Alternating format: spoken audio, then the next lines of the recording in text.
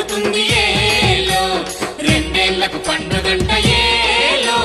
భక్తులంతా చేరునంట ఏలో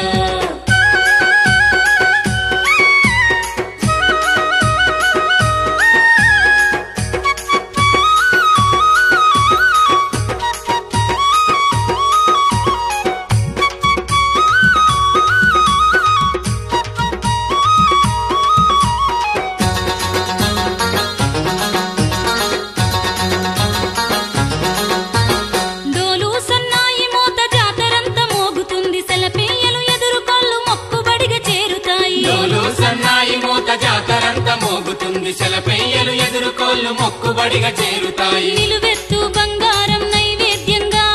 నిలువెత్తు బంగారం నైవేద్యంగా తల్లి బిడ్డ మొక్కులప్ప చెప్పుతారంట